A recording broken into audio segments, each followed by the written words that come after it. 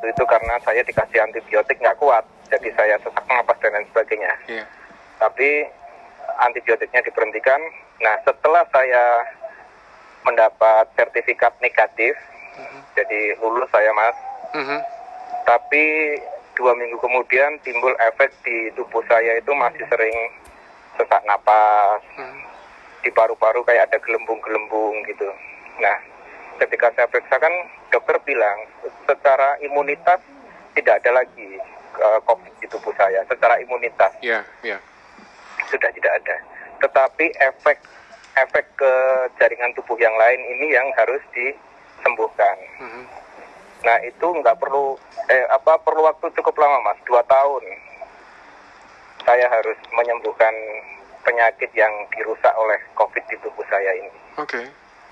Gitu. Jadi teman-teman yang memang jangan meremehkan penyakit ini. Penyakit ini, kalaupun Anda nanti imunitasnya kuat, sepertinya sekarang Anda nggak merasa sakit, sekarang Anda merasa sehat-sehat saja.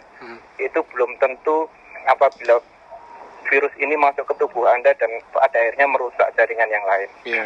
Karena selain paru-paru, Mas, tenggorokan itu dokter bilang scrap, jadi luka. Oh. Gitu, karena kan kering ya. Nah, tenggorokan itu juga luka, itu scrap. Gitu. Nah, jadi new normal ini ya memang harus kita jalani. Ini sebuah virus yang harus berdampingan, tapi sebisa mungkin ya harus kita lawan dengan kedisiplinan kita. Cukup memprihatinkan.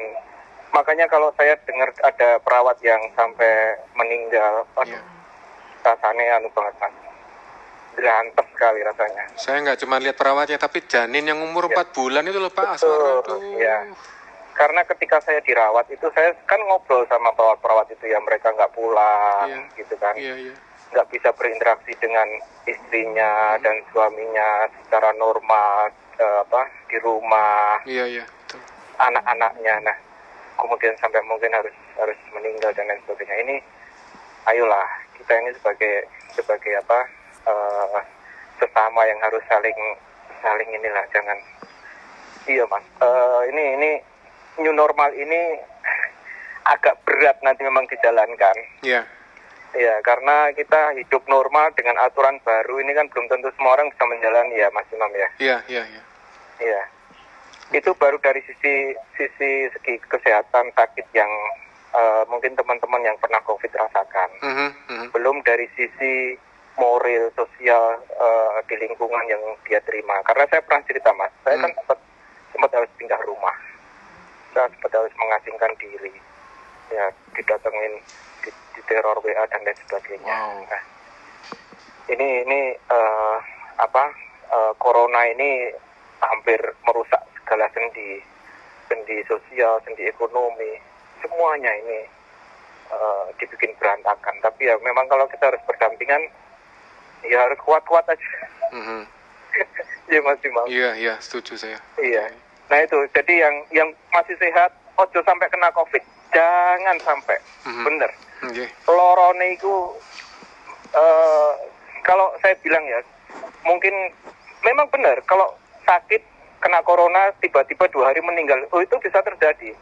Saya waktu sakit, Mas, nggak bisa napas itu sampai gedruk-gedruk saya. Sampai pakai alat bantu begitu?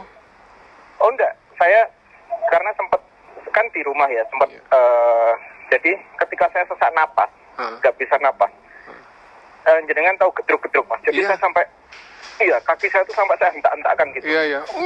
Gitu pokoknya. Iya. Kayak mau ambekannya kangel ya. Sudah dipesen jangan sampai membungkuk. Kalau sesak napas ojo bungkuk, karena orang kan bungkuk ya. Nah, jadi harus tetap, bener. Jadi lehernya tuh kayak diikat kawat gitu, krak gitu. Itu mesti lewat pasti. Kalau yang nggak kuat. Jadi bener kalau yang kena COVID terus ada yang bilang PDP, dianggap PDP 4 hari kemudian meninggal. Loh iya, karena dia kadang-kadang nggak merasakan tubuhnya itu nggak cuma sesak napas, tapi tubuh yang lain mungkin sudah diserang. Itu. Ya itu mungkin ya sekedar cerita bahwa COVID ini cukup mengerikan, bukan hal yang harus diremehkan. Setuju. Iya. Nggih. Nggih, Mas Imam. Nggih. Ya, Baik. mudah-mudahan semua seluruh Surabaya Indonesia sehat. Amin. Amin. Nggih. Amin. Yes, Assalamualaikum. Waalaikumsalam warahmatullahi wabarakatuh. Mas Asmara bergabung dengan Suara Surabaya. Ini kawan lama sekali saya nggak kumpul karena saya juga cukup lama tidak bersiaran malam dan baru kali ini kesempatan kumpul lagi dengan saya. Kawan, program Loyal